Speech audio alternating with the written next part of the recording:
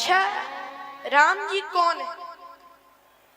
मैं आपसे पूछता हूं कि राम जी कौन है? देखिए, ज्ञान अखंड एक सीतावर, भगवान श्री राम ज्ञान है। और किसी ज्ञानी के जीवन में सूर्पनखा वासना है और श्री राम जी ज्ञान है।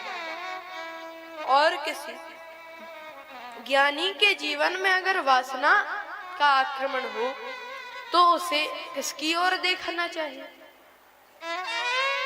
कहा कि सीता जी की ओर। और सीता जी का एक नाम है क्या? वैदेही।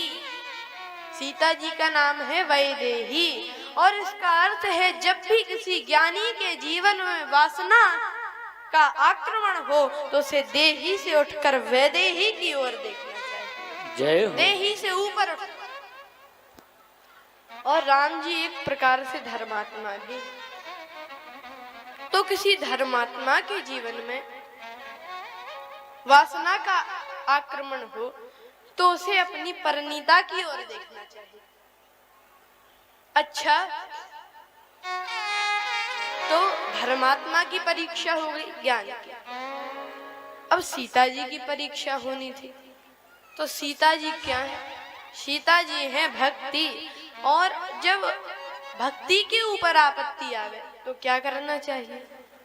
सीता जी क्या करती हैं? न राम जी की ओर देखती हैं, न सूर्पनखा की ओर। वे तो मोह मग चलत न होए है हारी, छिन छिन चरण सरोज ने हारी। वे श्री राम जी के चरण कमलों को देखती हैं। इसका अर्थ है जब भी किसी भक्त के जीवन में वासना आक्रमण करे तो उसे भगवान के चरणों की ओर देखना चाहिए। जय हो। अच्छा, सबकी परीक्षा हो गई, लेकिन जिनको पढ़ाया था श्री लक्ष्मण जी को, उनकी परीक्षा होनी थी। श्री लक्ष्मण जी की परीक्षा होनी थी। तो जब सूर्पनखा श्री लक्ष्मण जी के पास गई तो गई लक्ष्मण रिपु भगनी जानी, प्रभु बिलो बोले मृदुवानी। इसका अर्थ है जब भी किसी वैरागी के जीवन में वासना आक्रमण करे तो उसे भगवान के ऊपर, भगवान के मुख कमल को देखना चाहिए। आहा हा हा।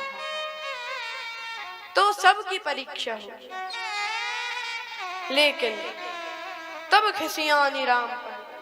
सूर्पनखा यहाँ पर आई राम जी के पास और फिर वहां पर गई। लक्ष्मण जी ने कहा, लक्ष्मण कहा तो ही सो बरई, जो तृण तोरी लाज परी हरई। और फिर सूर्पनखा राम जी की तरफ आई, फिर लक्ष्मण जी की तरफ। फिर तब खिसियानी राम पह गई, रूप भयंकर प्रकटत भई, अपना भयंकर रूप। और सीता जी की तरफ झपटी लक्ष्मण जी ने नाक कान काट